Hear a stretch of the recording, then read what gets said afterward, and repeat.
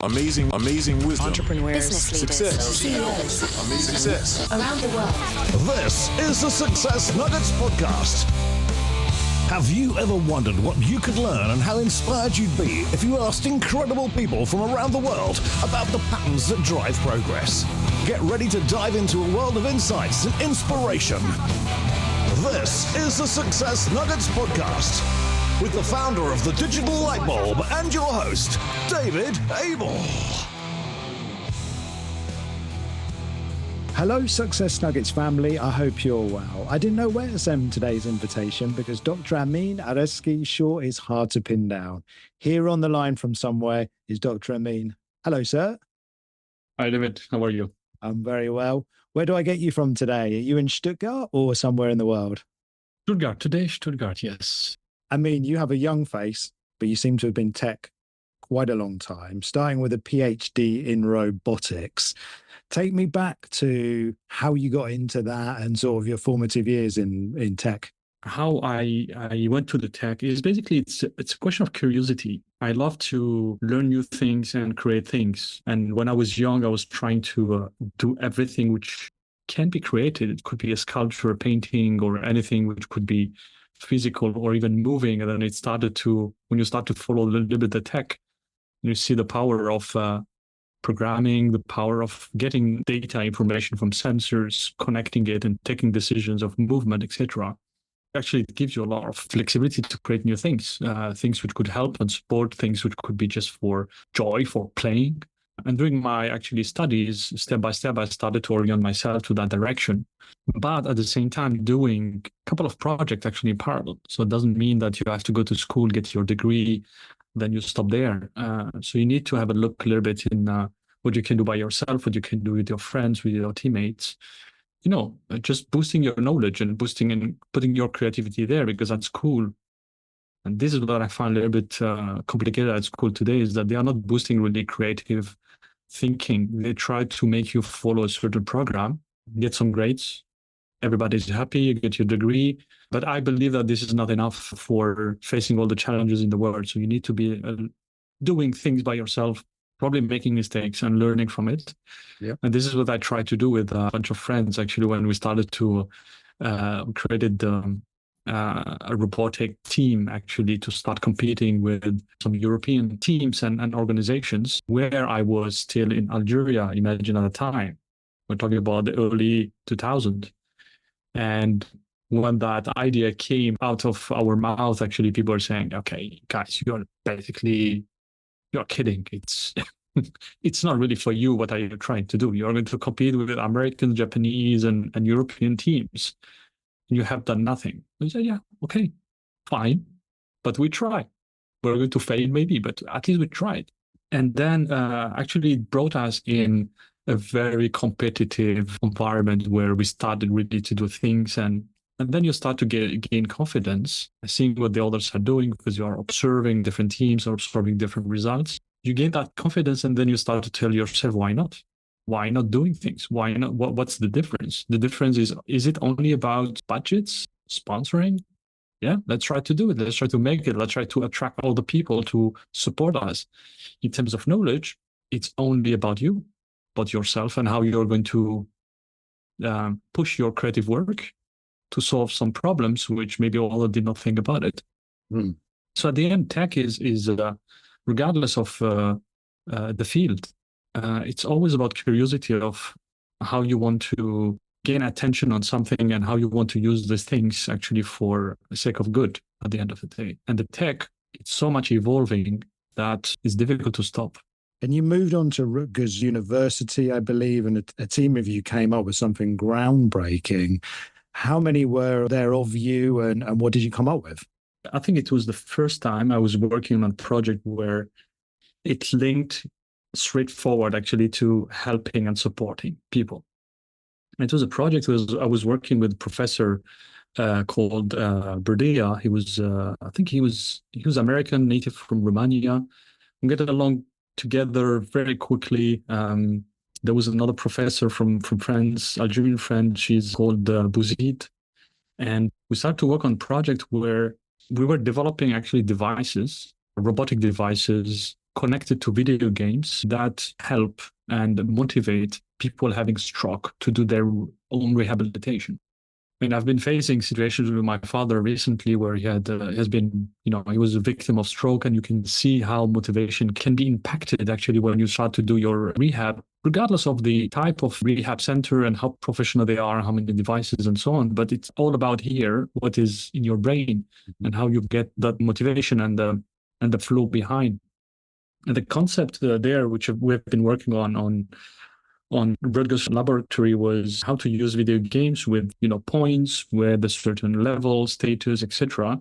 Very simple type of games, like a plane which you have to pilot and enter to some sort of squares and with different level of difficulties. And then you gain some points, and then you want to move on. You want to get more points, and therefore you need to do more rehabilitation. More rehabilitation is better and quicker recovery for stroke people.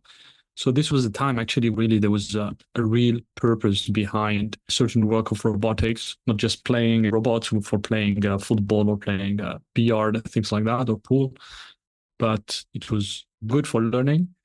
But when you have it for a good purpose, it gives you a lot of kind of feelings on what you're doing with your knowledge, and which is really great feeling. It felt like, listening to that story, you were then really starting to get immersed in customer experience. And I know you've gone into marketing as well, but even in the role of technology today, you were talking about AI many years ago. It's out there in a TEDx talk about AI, the future of autonomy and marketing. How's today's landscape looking for you?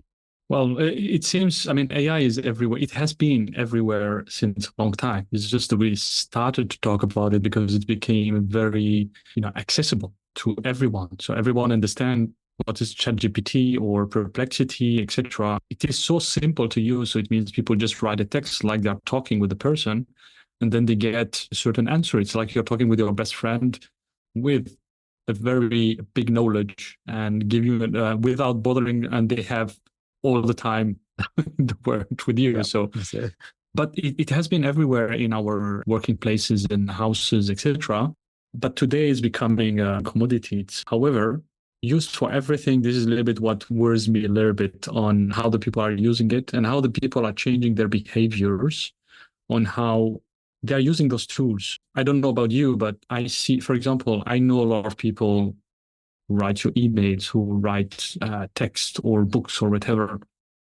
You don't sense anymore that personality part of the people. You don't sense this authenticity which was in the normal email. So how do you make the difference between a person having a certain emotion, certain or anger, or a certain feeling about a couple of things, or even a certain knowledge or skills, when everything is written in exactly in the same way? Yeah. So this is a little bit the negative side of it, which is not necessarily something I'm happy about, to be honest with you. The other thing is all the automations which you can have. So there's a good automation where you want to target the right people, you want to do things very quickly, more efficient. This is excellent. But when you talk about marketing as well in and automation and AI, it could also lead to a kind of harassment sometimes. You would talk about spams, but sometimes it's a little bit too much. It's they send you everything. You are seeing on the advertisement. You are seeing things which you don't want to see sometimes.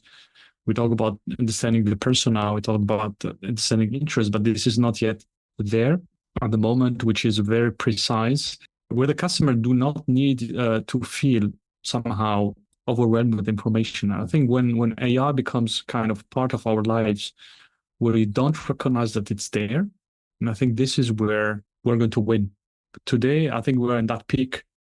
Everybody's using it for everything. Wherever you go in any kind of pitch, everybody talks about based on AI, based on AI, based on AI. It becomes a word which is a little bit annoying sometimes to hear, because it seems that everybody became experts on AI. But when I hear AI today, I'm more careful about how this is being used or about the knowledge of the people who are talking about it. So it has a lot of positive things, but at the same time, we need to be careful about how this is drifting and switching to doing things in an easy way, but not necessarily in a good quality outcome.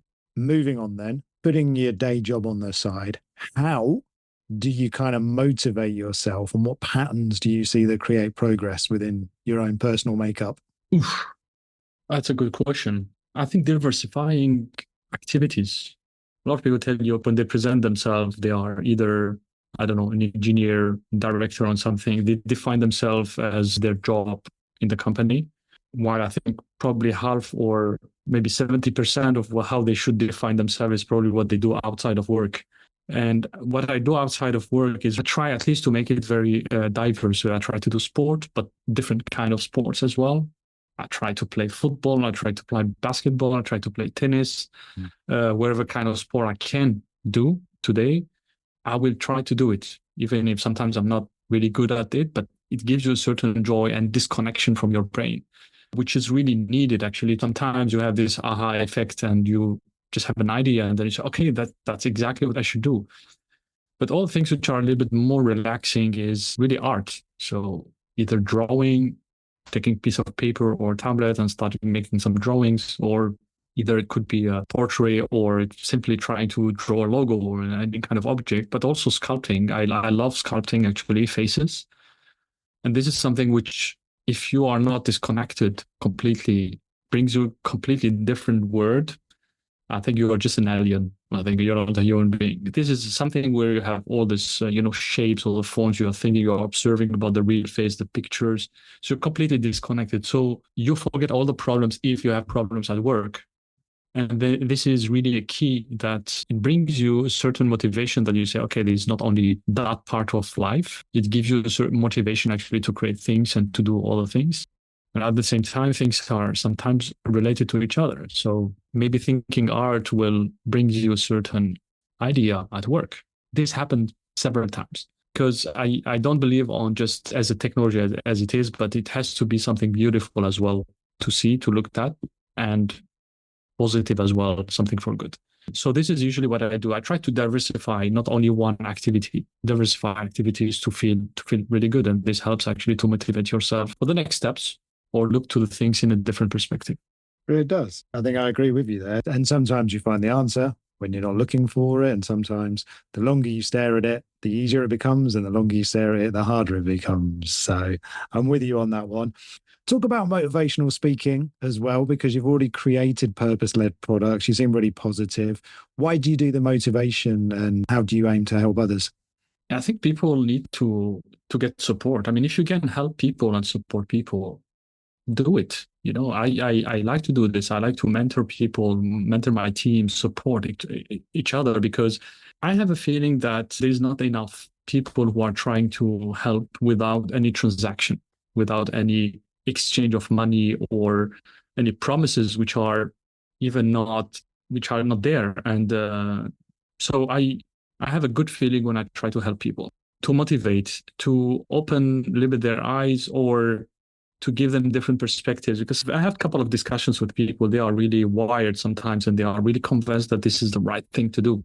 And sometimes just asking a couple of questions, they understand that could be a little bit different.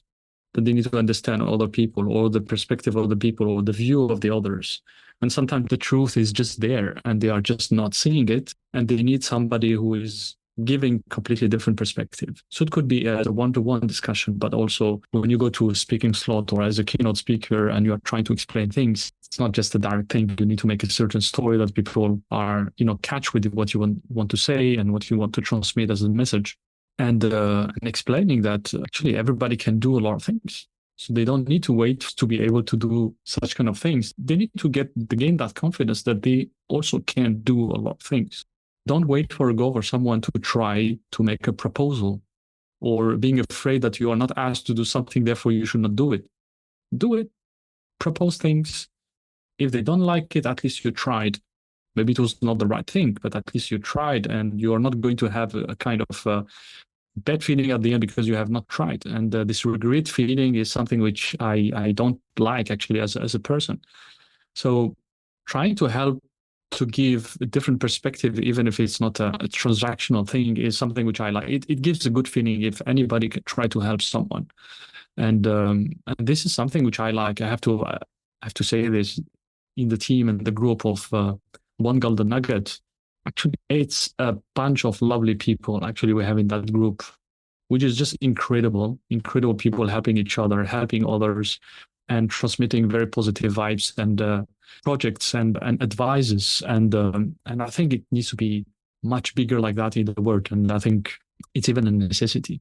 Talking about One Golden Nugget, this is the big finish. It's such a short show. Hit us with your One Golden Nugget, please. The depth of knowledge and how you apply it for the greater of good. And I think this is what is the most important, how you're using your knowledge for the greater of good. This is what is important in life normally. And I think we should show it as much as possible and not showing how big my muscles are or how many cars I have or how big is my house, how many good things I have done to support people. I mean, thank you for talking to us today. Thanks for taking time out of your schedule and inspiring us all. And I hope to see you again. It was my pleasure. And for anyone listening, that is the 3rd episode of Series 2. It has been an electric start, and we hope to see you for episode 4 soon. Thank you. Goodbye. Join David and his incredible guests next time on the Success Nuggets podcast. And to find out more, visit onegoldennugget.com. Thank you for listening.